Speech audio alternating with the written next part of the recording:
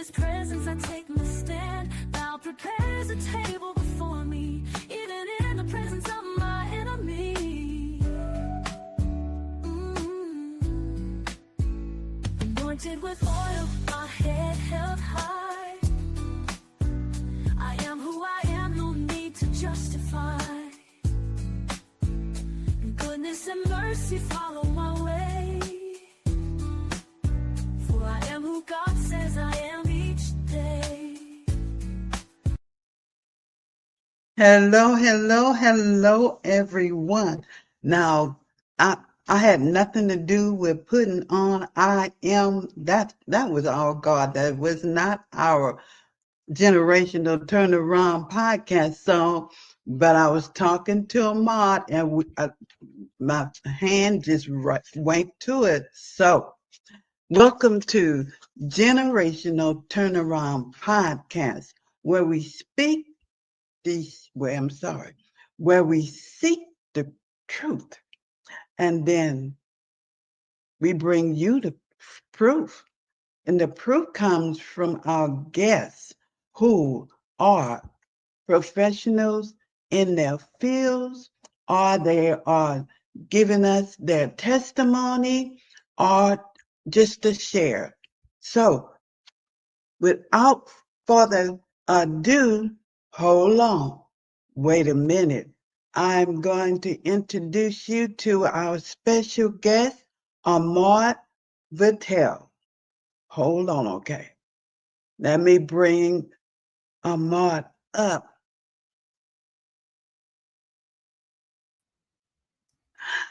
Hello, Ahmard. Thank you, Judy, for having me on. Yeah, did you hear the song I put on? That was not our theme song. It was I Am Because I Said I Am. We were talking, there we go. We still going on, Ahmard. Well, we are just going to allow the good Lord to navigate through this time, us together, and hopefully there's some beautiful people out there listening who are seeking something. And I pray that God moves through both of us to be able to provide whatever healing and wisdom and insight they need during this time we're together. Yes, thank you, Ahmard. I start with my prayer, and so hold on. Heavenly Father, we come to you believing that on this day that we are going to say something or do something that someone in the listening audience will say, I needed that. I needed to hear that. Teach us, oh God, to walk in your way, to live a life that reflects your love, wisdom, and righteousness. Let our faith be more than just words. Let it be an example, a light that guides those who come after us. Father, we pray for our children, for our family, and all those that we are called to influence. May they know we intimately, may they know you intimately, trust you completely, and follow you wholeheartedly. Let them see in us a faith that is real, unwavering, and filled with your grace. Break every generational curse, every cycle of pain, and every stronghold. My God, thank you for the wisdom. Thank you for the plans. Thank you for our dreams. And let our legacy be of faith. In Jesus' name we pray. Amen. Amen. All right. Now I'm ready. I feel like I've been refreshed, renewed, and I'm ready to see what God is going to bring through you, Ahmad. But and first and foremost, I want to tell my viewers just a little bit about Ahmard Vital. He is a motivational consultant, international speaker, and author who empowers audience with real tools for personal success. His mental strength and confidence from his best-selling book, Awaken the Baller Within, to coaching athletes into D1 scholarships and NFL careers. Ahmad's message is all about grit, faith, and purpose. He's spoken across the U.S. and globally, from Zambia to Abu Dhabi. I know I'm messing that up. You can correct me. Empowering organizations like MD Anderson, Boys and Girls Club, and Prairie View A&M. When he's not on stage, he's mentoring teens, teaching fitness, and helping people believe they are more than enough. Let me introduce again Ahmard Vital. Now, Ahmard, I know I messed that up. Is that Zambia? Zambia. It's in the Zambia. southern part of Africa. I spoke at a conference out there, an entrepreneur conference out there. I think that had been back in 2017. Uh-huh. Great time out there. Got to spend about 6 or 7 days down there, my manager and I, and we really got to see things on a very close level, and work with the kids out there. They had a primary school within the community. We drove all the way through what seemed like the jungle and got all the way back to the school, only to go back there and see that they had kindergarten through 5th grade out there, and they had one running pipe of water the entire school. And some of the kids had to walk so far that they stayed the night at the school. The walk was just too far. Mhm. And we got to see a lot of things in real time, and it really lets you understand and appreciate how privileged we are as Americans. We can complain about a many of things. We can say things that aren't working because nothing is perfect. But travel outside the country, go east, and see how life is. And you will come back here and say, you know what? This clean water we had that comes out of our pipes, pretty good. Pretty good. So it was good times being out there. And we've spoken internationally on a couple of different occasions. And we loved it. But at the same time, we definitely love doing a lot of work here, not only within our own communities, but within our state and our country, to be able to bring empowerment to all the youth who we interact with on a weekly basis. Well, I want to know, Awaken the Baller Within. Is this something that you teach with that saying to motivate, or do you have another reason for using that as a title?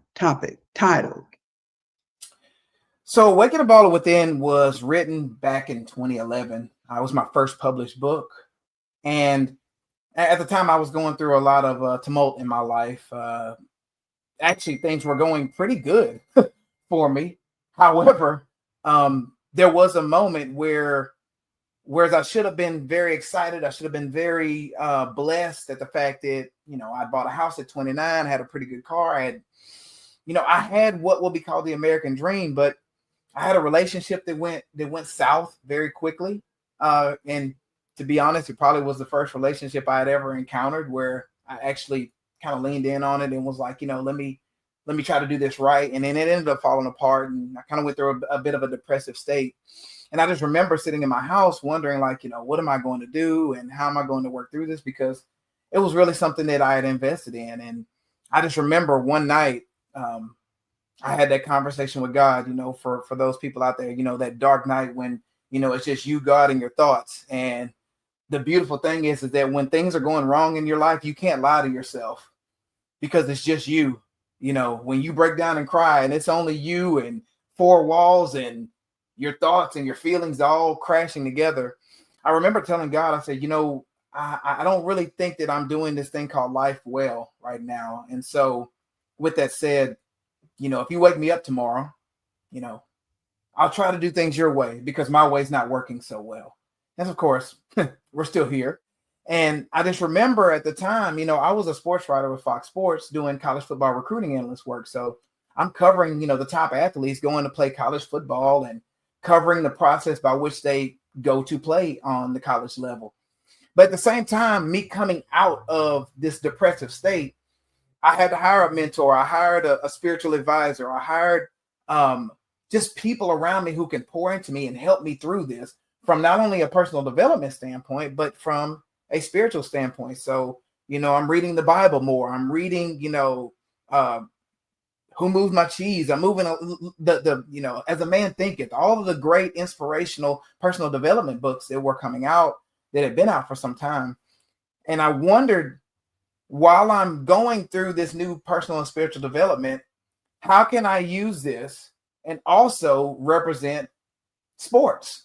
I love sports. I love athletes. I love the idea of competition. And so Awaken the Baller Within ended up being that project that bridged the two things together, personal and spiritual development along with football. And I brought it together to almost in the same way Napoleon Hill wrote Think and Grow Rich, where he interviewed millionaires, he interviewed entrepreneurs on how they think and how they were able to create so many things. And so I did the same thing with athletes, interviewing them on, what is the mindset it takes to be successful, to throw so many touchdowns, to run for so many yards, to make so many tackles, to be able to lead a group of guys onto the football field. And so Awaken the Baller Within is a mental book on how to be successful on the field. And what its intent is to think in a way that's going to be productive and give you the results on the field that you're looking for. What I didn't realize at the time that I realized after I had already went through and sold a few copies is that parents were buying them as gifts for their children to read. The issue is that the books would come in while the kids were still in school. So the parents would open the book and say, "What did I buy?" And they're looking at the book and saying, "Hold on, this book is not really about football." No, it's not. It's personal development. But it's using football as a metaphor for life. And so, like, dads and moms were calling me back saying, "This book is also for me. So I'm going to make sure my kid reads it because I've already read over it." And the beautiful thing about it is that I wrote the book in a way to where there's no chapter over 12 pages long, because I didn't like to read when I was playing football in high school and college. So I'm going to write a book that's going to, be for a guy like myself who maybe doesn't like to read. And so Awaken the Baller Within was sort of the foundation for me getting into the sports world. And it also was the start of me becoming a keynote speaker. And so all of those things came together. It is a foundational pillar in my life. And it's interesting because that book comes up a lot. And I'm thinking about writing a part 2 of it at this time as I'm thinking about it to, reflect kind of where I am now. And so it has been a very impactful book. It sold quite a few copies. And so let's see what we can do with it with part 2. I'm glad you thought about doing that on my show. Yes. But I've got questions, that I want to ask you, Ahmard. And this show, Generational Turnaround, is all about bridging the gap between parents and young people and their children. And so we're trying to find a way, and I went over to TikTok and started talking over there. So my question to you, in your experience working with a diverse range of individuals, what are some common barriers that you've observed between different generations? And I know you've spoken to all.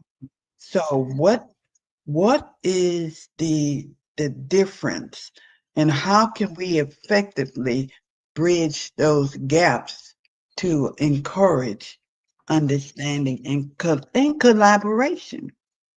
Because collaboration right now is vital. Agree. And I think that one of the things that we have to understand is, first and foremost, is communication. Um, I mean, I'm a Gen X kid. I was born in the late 70s, and Mm. the way we communicated and the way students are communicating now is completely different. Mhm. Cell phones were not cell phones were not something that were very prominent during our time, right? We didn't have a lot of that going on with that. And so when we talk about the idea of being able to connect with them in a certain way, we must look at really the key factors that are at play. And the main thing is that these miniature computers that we have in our pockets now are in some ways just a bridge that we haven't been able to figure out how to cross. And what that's done is that everything, the information that is collected, it's one of those things that it's tough to bridge, because it eliminates the idea of how much work we had to put in to be able to share and be able to gather information. So you look at how, when we came up, how, even to do a research paper, right? What that entailed. What did we have to do? We had to go to libraries. We had to go to read different types of books and be able to put all of these things together. Mm-hmm. Well, now they just scream into their phone and say, "Tell me about World War II." And right. So the fact that when we were putting things together, we couldn't cram a term paper. We had to go sit in a library. We had to pull out 7 books. We needed 5 to 7 different sources, and we had to read through those. So what that does is it's almost like there's a microwave generation that's going on right now, because we had to put stuff on the barbecue pit, and it had to be on there for 7 hours. We had to put stuff in the oven. It may take an hour and a half. Well, the microwave is done in 30 seconds. So take that from a mindset standpoint, that when these kids are looking to find out information on stuff, it happens quickly. So what that happens is that the trials of working towards something, then it taking time to get towards something, that is tough to emulate, because everything that they can acquire can happen quickly. So when they don't get results within a week, whereas we knew it would take us 8 months, it's hard to convey that, because their lives, everything is so quickly with the internet and with social media and with cell phones. And so that communication gap is going to be one of the biggest things that's going to be, I don't want to say a hindrance, but what we have to do is try to find a way to deprogram some of the dependency on technology.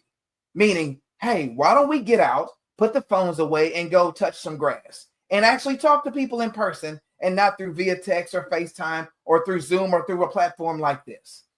And what happens when you ask that question? Because when I asked that question over there at TikTok, this is our time. That was your time. This is not going to happen. This is the way it's going to be, and it's going to get even easier, because we are going to we get in touch with each other in a drop of a hat. We are going to let y'all know when something big is happening, because we're on our phones, and we're going to be knowledgeable of it. What do you say to that? Well, you let life say something to that, because a lot of times they'll want to try things their way. You know, you'll say, hey, here's a way to be able to do something. They'll say, you know, like you said, oh, you older people, you all don't understand. Okay. But when time after time and they're looking for results and those results aren't happening because it does take a while for that Thanksgiving turkey to cook, right? It's not a quick fix. Yeah. And so once life actually happens to them, they're more receptive to show up and say, you know, Miss Judy, I know before I wasn't trying to hear this, but do you have any strategies on how to accomplish fill in blank here? Life will teach you, because that part of life is undefeated. The idea of it'll take time to develop a level of success, that's undefeated. It's just this mirage that everything can happen. And you know, people always look at these, you know, a lot of podcasters and some of these entertainers, and they get a lot of quick, fast money. What they don't understand is as fast as money can come in, money can go out. I mean, Yes. a lot of the people we grew up who were movie stars and athletes and different things like that, a lot of them are flat broke because they didn't take on they got the money so fast, and the principles to be able to maintain the money, the fact that you need to have people around you who can help you manage that money.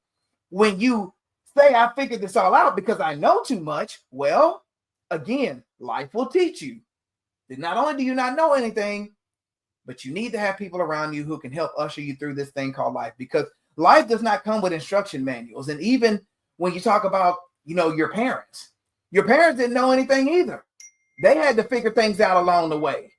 And so what are we talking about here? Ahmard, I want you to continue to talk while I take care of something. So you just keep it going. Okay? Okay. All right. Well, the bottom line is that we must be able to be able to connect with our people and get them what is needed. You know, the communication gap is going, I think it's going to fix itself. I think a lot of these natural disasters that have come up here recently, I think those are going to help out some. I mean, yeah, they're tragic and different things like that. You know, we've gone through a couple of pretty rough storms down here in the Houston area.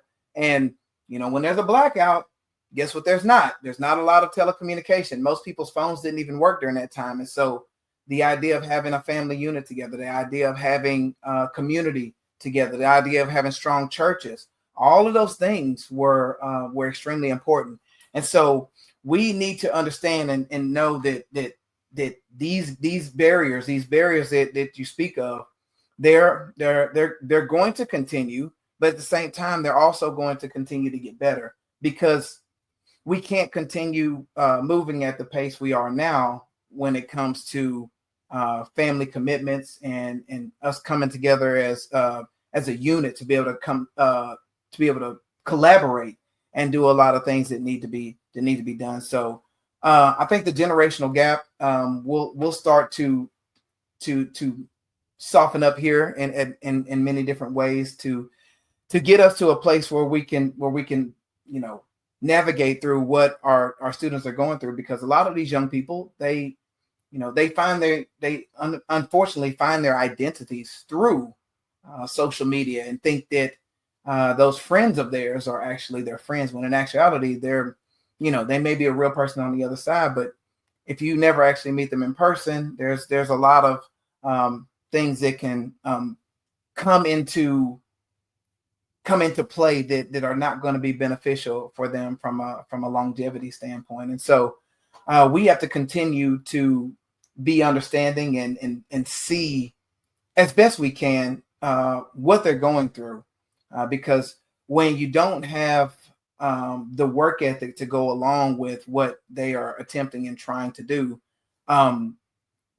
there's a lot of stress that comes with that. There's a reason why the what they call I guess you call the mental health crisis, and you know, the coddling of them, and you know, being overly concerned about their feelings from the standpoint of not teaching them to be able to endure through different struggles. You know, I know that my father taught me very early on about losses in life. You know, I started running track at the age of 10, And there's a beautiful thing about sports like track, tennis, wrestling, swimming. All of those are team sports. I think I mentioned tennis as well. All of those are team sports, but they all have an individualized situation that comes with them as well. And so when you have the opportunity to go out and compete, and it's you versus other people, and there's not a team to be able to bail you out of some of those situations, it's a beautiful thing to be able to know that you can look yourself in the mirror and know that the reason why you won or lost is because of you. Thank you so much. I pulled the plug out of the wall, and everything when I'm handicapped, and so when I do something, I don't have anybody here to help me. So you were wonderful. Thank you so much. You're welcome. We're here to serve and to assist one another. So by all means, we can continue with the regularly scheduled program already in progress. And so let's continue on. All right. Well, faith and motivation is my next topic. And I know because we was talking about faith, and you are as a speaker always motivate people. So I have a segment that's called Healing Words, and God gave me that. And based on the healing words, I this book behind me is what I wrote, Healing Words, Speaking Life into the Generations. And you were talking about parents reading your book and realizing that it has something in there for them and their children. So you're bridging the gap with your book, and I don't know, you didn't even know it. Is that right? It came on to me pretty quickly because once we started moving the book, people were starting to reach out and really share their thoughts with the book. But at the same time, it's you wrote your book Healing Words, and maybe you had a particular intent for it, and you don't know what impact it's having that maybe was not part of your original game plan. But yes. That's what's so beautiful about being open to the interpretation of what people read into your words, because you're writing it for a particular person, but if it touches a person in a different type of way, that's a win. Because obviously we can hear a sermon and somebody and everybody can walk away and take something different away from what the pastor said. It's the same message, but where we are in different times of our lives, our faith is at a different level. Our motivation is at a different level. Our discernment is at a different level. Our wisdom is at a different level. And so all of those things come together. And when these words are read, chapter 2 might be the chapter you're like, hey, this is the chapter that everyone needs. And everybody might be like, no, chapter 3 actually spoke to me. And so we have to be open to that because, God is speaking to all of us, but he's not necessarily saying the same thing to all of us because he's meeting us where we are. Right? We're at a different place in life, all of us. But that same message may bear fruit in a different type of way. When the word becomes flesh, we don't know what part of the flesh is needing with these words that are coming from the words that you share or what I share. Yeah. Right? Somebody can watch this whole segment and they may have gotten caught up in the story from before. They may catch something 20 minutes from now. It's not for us to decide. It's for the receiver to catch that. And because we don't know who we're going to heal someone, but they may be healing in another place in their body, their mind, their mental space. We don't know, but we know that we are led to say what we say. And so I want to know, with your coaching, And with your motivational speaking, have you had someone that said, like the church, that's for me. That was for me. I didn't come here, I didn't know it, but when you started speaking, I knew that was for me. Judy, it's interesting you say that because, typically you put together a keynote, you have a main centralized theme, and, you'll have your points to talk on reinforcing the theme. Mm-hmm. I cannot tell you how many times I've taken a stage and had the points laid out, and all the points, I mean, I've rehearsed them. They're ready. These are exactly what everyone needs to hear. And then you'll get done and somebody will be like, oh, I love what you said in that story about this. And I'm thinking, that story wasn't even in the notes. It just flowed in real time when I was talking about a particular point. And I said, yeah, I remember when me and my friends got together and did this, and this was the result of that. And the thing that wasn't the thing ended up being the thing they needed. And I'm before I used to get a little frustrated by that. And I'm like, wait a minute, how is this? I thought all the points I put down were exactly what needed to be said. But then I realized that when we let the Holy Spirit go before us and bring the nurturing to the fertile ground for which we speak, and to where we present that which we are wanting to share with the people, it's His will, not yours. Now, the points you shared, they weren't bad points, but He knows. He knows exactly all the recipients, all the hearts, all the ears, all the minds. He knows exactly what they need, and He's putting into you in a short period of time exactly what is needed for a particular person at a particular time in their lives. This is completely outside of our own understanding.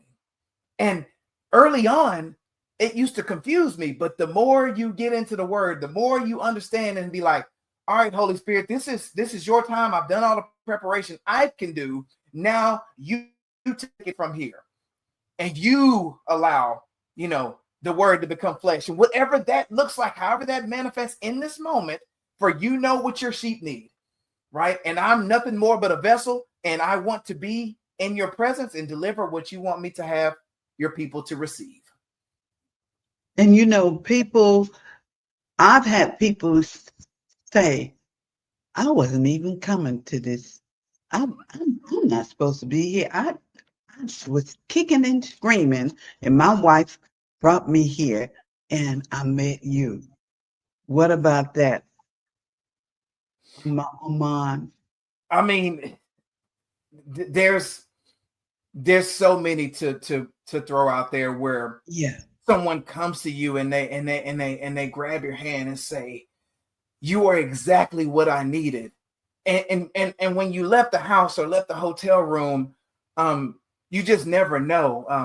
I know the last time we were in Austin, we were speaking at a conference, and it was a large conference. Part of it was a governmental agency. We were speaking over the idea that they were doing some paperless deal, like they were going like full technology, and so they wanted to bring a sports element into it. And I'm like, okay, cool. And they were showing me some things logistically that needed to happen. And my team was down there. I'm getting my video guy put together. I got my manager over here, and I'm over there typing in some notes and this and that. And something just was over me to where I look down and I'm like, I'm taking the stage in 7 minutes, and my team and I haven't prayed yet. And I was like, oh, Lord, please, please, please. I mean, obviously I'd already individually prayed, but I usually have that prayer with my team. We get focused on what needs to happen, but we started all taking care of assignments that we got too busy in the moment. And I remember the man came up to the stage and he's announcing me from the paper. We got a guy in town. He's bringing the message. And mind you, I'm walking from the back. This is a huge area we're in. And I was on my way up to the stage. And I don't know how this happened. It was only God. My manager intercepted me in the middle of the aisle pulled me aside, pulled me close and said, Father, I thank you for my brother. And like he prayed for me on the spot while they're announcing my name. And somebody caught the photo of that. And I can tell you right now, there was a holy moment that happened at that time. And I just remember getting on stage and I had this just carefree attitude of just like, hey, we're here. We're in the presence. Let's talk about a few things. And so we're joking. I'm bringing up stuff about my childhood. And it just turned into a beautiful, fun, but informative night. And then as we're having this holy conversation, and it's, you know, we're giving strategies and this and that. And then I went completely off the notes. And I was just like, you know what? Here's an idea. When you go home, hug one of your family members. Now, what does that have to do with what you got going on at your job as far as logistically working through dealing with fax machines and PDF documents? What does going home and hugging one of your loved ones have to do with anything? And I'll tell you what it has to do with. It has to do with the fact that the foundation of what we're doing here on earth is people, family, love, faith, acceptance. That's what it's about. All this other stuff that we're doing does not matter. The foundation of the home is not taken care of. Because what are you doing it for? Why are we on this podcast? Why do we go to work? Why do we earn an income? Why do we take care of utilities? Why do we do all of these things? Because there's people who are entrusted to us. There's people we love who are in our lives. So the love obviously comes from God and is embedded into us. And our job is to let the light shine. We're called to be salt and light in the world. So that is the foundational pillar of everything. And so I just remember that moment, and it really brought me sort of in a full circle moment saying, okay, God, I'm listening. This is you. This is not about me at all. I am your messenger. Here I am, send me. And so all of those things, I'm really working on this, Ms. Judy. I promise you, I'm really working on this idea of letting go a little bit more, if that makes sense, right? Because I like to prep. I'm a ball player. I like to be in the gym. I want to be physically and mentally strong going into things. But then there's a strength that has nothing to do with neither one of those. That you come from being on your knees in the most powerful position you can be in, which is the position of a submission. And that's the part that we have to really embrace in this time in our lives. And unfortunately, it only took me 40 plus years to figure that out in fullness. But, you know, it takes a little while for some of us. And, you know, maybe late to the party, but you know what? I showed up. You showed up. And you know, I who have one leg does not bend, but I still get on that other knee because, and I had people say, well, you don't have to do that. Yes, I do. And so turning challenges into opportunity. Your book, Now What? 5 Steps to Get Up and Create the Most of Life. You discuss overcoming major life transitions. Can you share a story where you or someone you coach successfully turned a significant challenge into an opportunity for growth? Whew. You hit me with something that really touches my soul at a very deep level. And I remember looking over that question and I was just like, Lord, there's so many opportunities and so many blessings you've placed before me. But the one that will probably relate more to many people who are transitioning from one thing to the next. I was in college a little longer than I should have been.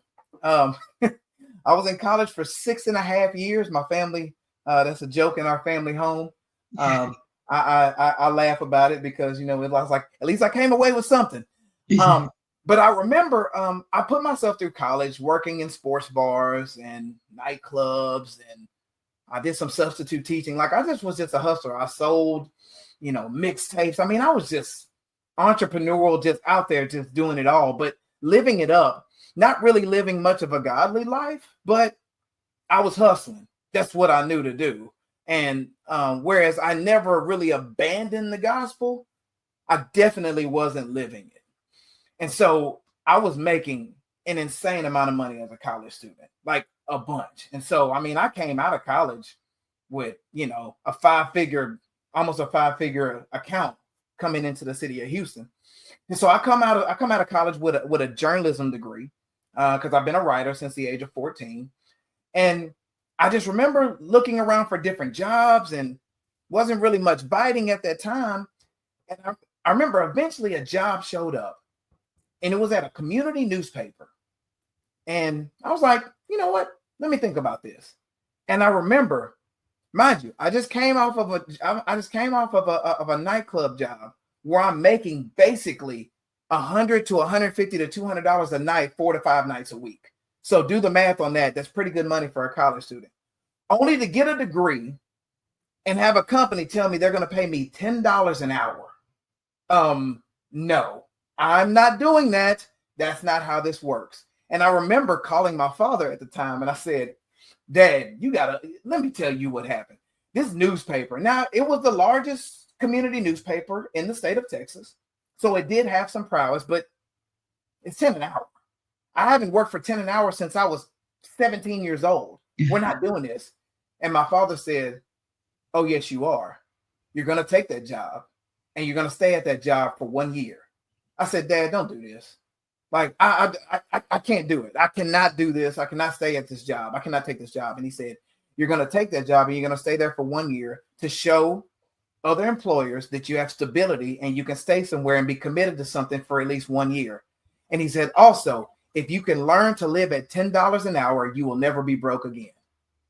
And I was like, what, man? I know, but I wanted to fight him because I was like, I'm not trying to hear that, right? Because I'm trying to stack the cash. And it was funny because so I'm making 10 an hour, and I think at the time it came out to like $17,700. And so my father was living overseas at the time, and he's like, well, you can help out with some stuff around your grandmother's house, and I'll pay you $500 a month. So I go from $17,700 to $23,700. So yeah, I'm just rolling in the cash now, right? And so, it's funny. I took that job. I stayed there for a year. I broke a lot of major stories, and I was working within a community called Spring Branch out this way, only for a family to really be very connected to some of the stories I was writing. And they loved the way I presented the information. I was very fair. I never got caught up in any scandals. If somebody said something was off the record, I honored that. And I respected all of the coaches and the players around me. Well, there was an entrepreneur who had about 4 or 5 different businesses who wanted to get into the college recruiting and sports media business. And so they presented me with an offer to start a startup company to be able to do sports media, help young men and women get to college by way of college scholarships via sports. And I would be in charge of the journalism division. We would work through things, and I would be the liaison to college coaches and working through all these different things. And I remember coming in, and I sat across from the guy, and he said, you can come on with us, and we'll pay you $36,000. Now, I'm 27, 28 at the time. I never got paid over $28,000 before. So when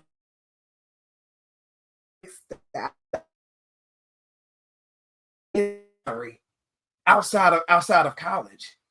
And so I'm grateful that my father gave me, the biblical wisdom to be able to say, stay the course, honor those who are offering you something, put your best foot forward, and do the best job you can, provide more service, more value than what you're being paid, and you'll be blessed on the other side. And not to mention, I stayed at that job for what, 4 or 5 years, only for that to lead me into an actual college recruiting analyst job that ended up doubling my money over the next 2 to 3 years. So if we're bringing, what you just said, do you know how many young people need to hear that? And I want you to go on.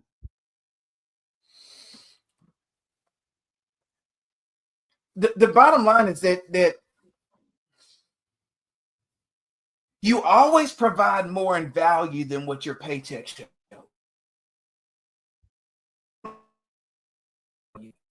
Like, get every dime you can out of it. And I'm not saying to not go get your money. What I'm saying is that you work for the position you want, not the position you have. Right. Right. Meaning, if you're paid $40,000, how about you generate $80,000 to $100,000 worth of value so that you get that next income raise? And then when you get to that point and you get to the 80,000, now you produce $120,000, $130,000 worth of value. Right. And then when you get to that point, you see where this is going. Meaning, we always give more because I believe it says that we come to serve, not to be served. If I'm not mistaken, I could be wrong. I think that's what we're coming with that. But see, we live in this what's in it for me type of mentality, and that type of mentality does not bear fruit, right? Because we're called to give unto those. We're supposed to take care of the least of these. We're supposed to be able to honor those who are over us, who are in authority. Meaning that if you are the assistant manager, your job is to make sure that the manager shines in his position by doing everything to make sure that he does well. And if he's the type of man who operates like you, when you do something well, he's going to put in a word for you and say, you know what? Tim doesn't belong in this position. He needs to be elevated because he's doing the level of work that I am supposed to be doing, and he's doing it in an honorable way, and it's time to give him that proper promotion. But guess when you won't get a promotion? When people say, oh, I'm doing my job. Your job is not enough. How can you get promoted for doing what you're listed to do? More than enough. If you're doing what the contract says to do and nothing more, where's the increase? How can you get increase when you're doing exactly what the paper says?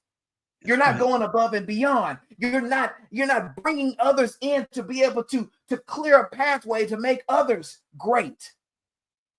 Because what I share with my young men, it's so ironic you ask this question right now, because I just got through speaking to a young man last night or night before last at prayer meeting. I said, look, I meant to tell you that last week when our conference was in town, that the leadership you exhibited in leading other young men was awesome. It was amazing. And I said, I want to see more of that because I know that you took charge of the situation. I told you all to take care of this, and you of leading the other group of guys, even though I gave all of you the same directives, you took lead in making sure that they were supporting and getting everything done. And I want to let you know that I recognize that and I honor what you were doing in that spot.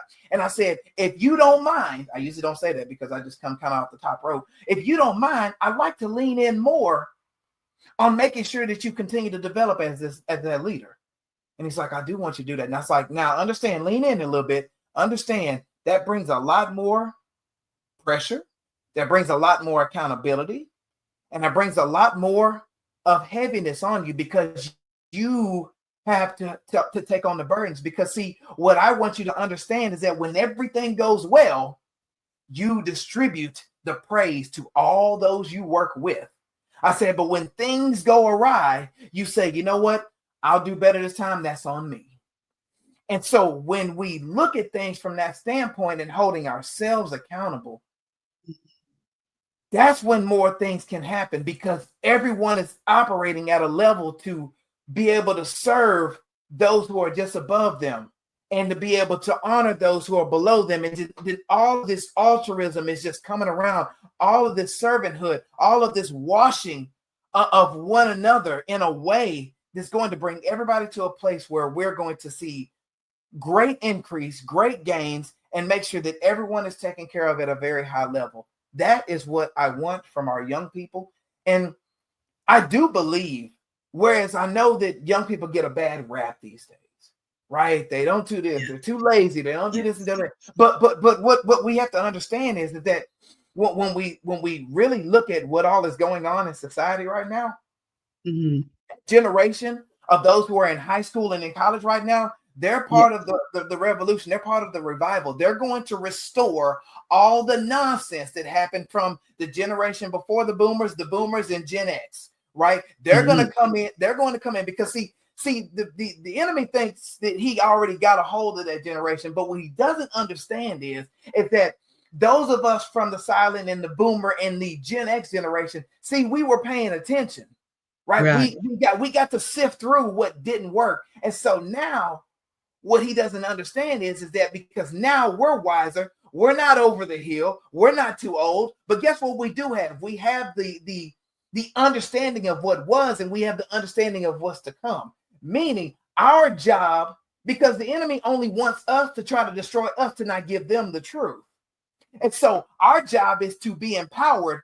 And every time we run into and we encounter these young people, is that we pour out everything we have into them. Every time we're with them, we're giving them the game. We're sharing with them through Bible studies. We're discipling them. We're giving them the opportunity to be prayer partners. We are giving them the tools they need to go into those hallways, to go into those sports arenas, to go into those libraries and find those prodigals. Because see, we can get into the schools, but we're not in the hallways.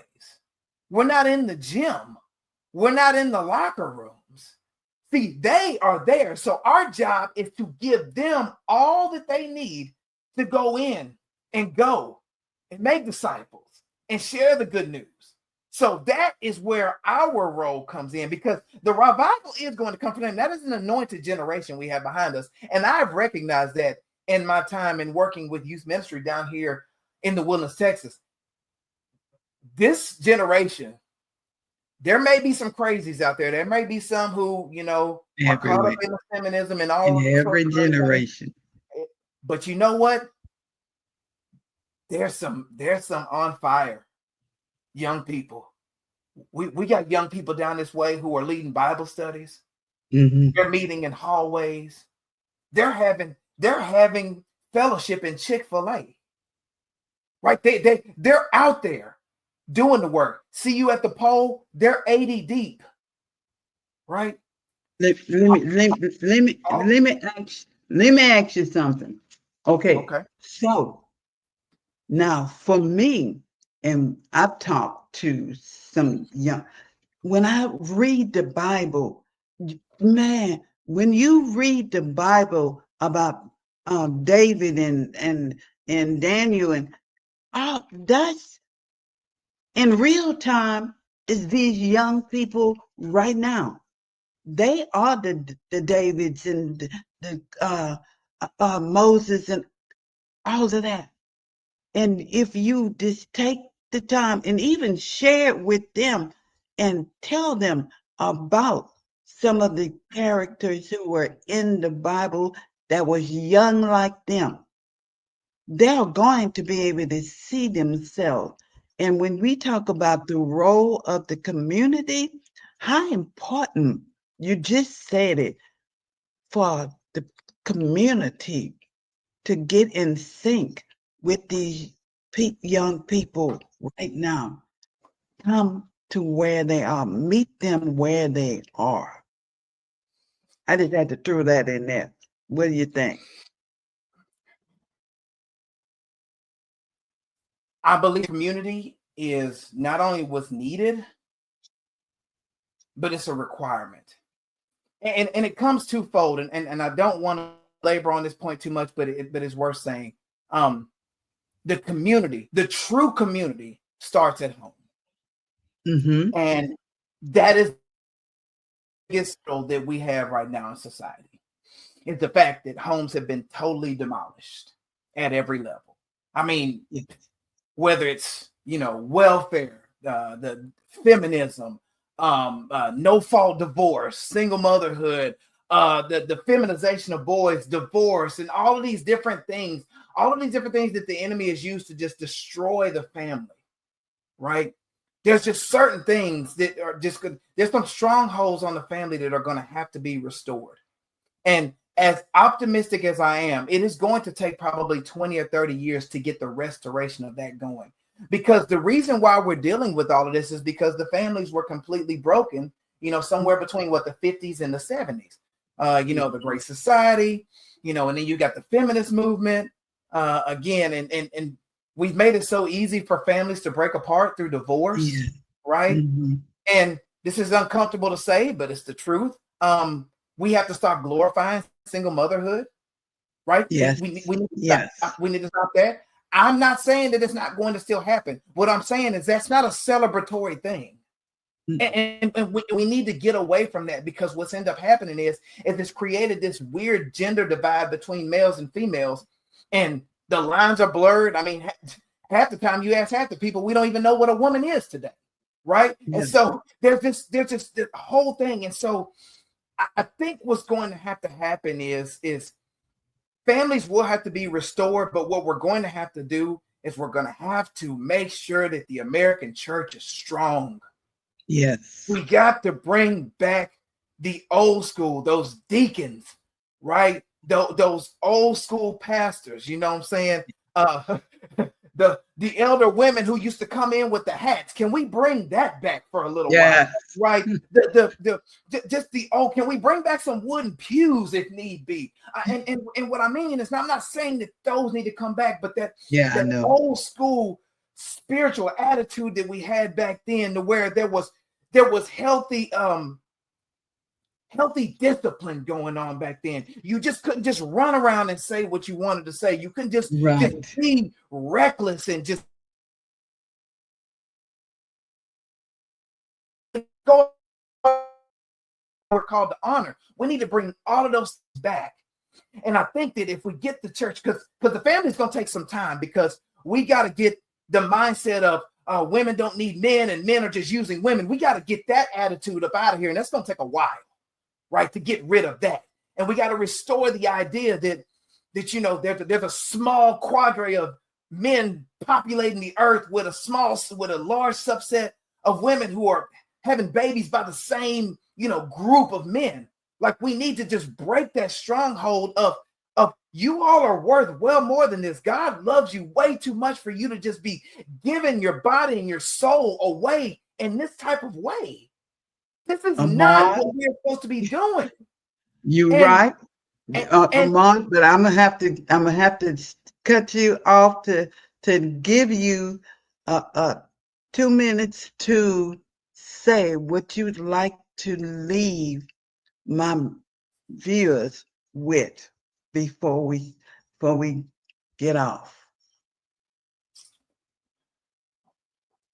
Oh man.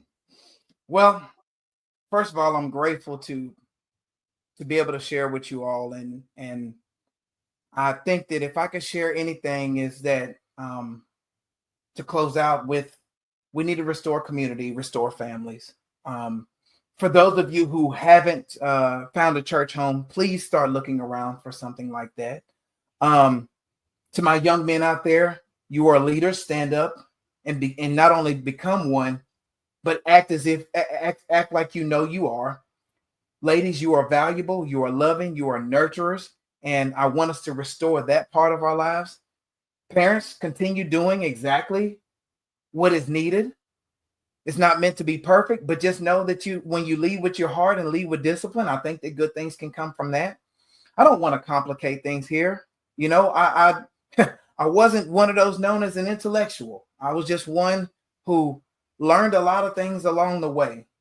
And many things haven't worked and a few things have. But what I do know, one thing, is that we all serve an almighty and loving God who has never left nor forsaken us and has always been right there when we've needed him most. So tap into that. Get into a good Bible-based church. Go get you a Bible if you don't have one. Begin reading it immediately, and just connect with community and connect with like-minded people. Pray every day. Turn everything over to him. Repent, and let's just do this all over again and see where we can end up when we start over and turn all our cares and concerns over to the Lord Almighty. Yes, right there. That's it. right there, everything you say. I'm going to say, I pray that today has been better than yesterday, but not as good as tomorrow. I pray that tomorrow will bring forth a double portion of blessings in the form of opportunity that you never seen coming. So thank you so much, Ahmard. We got to do this again. We Well, got so many things happened in between this, but not to worry. It didn't stop anything. We got the word out because God. So I want you to come back again. Please tell me you'll come back again. I will come back again. You let me know, and we will follow up on these topics, bring in new topics. When we get the feedback from your audience, Yes. if they come with something, and we'll be like, okay, there's our new topic, Okay. because we want to meet the needs of where our people are, That's right? If right. it has to do with parental things, if it has to do with some confusion within the word, if it needs to come within prayer life, if it needs it to whatever we need to do, Okay. we'll ask the good Lord to bless us with the wisdom and the discernment to be able to follow His lead and giving our flock exactly what they need in the moment. That's it. That's a wrap. Okay, you hold on. Don't go anywhere. Everybody, thank you again. And I will see you Sunday at 7 o'clock for Disability Unplugged. Hold on. Wait a minute.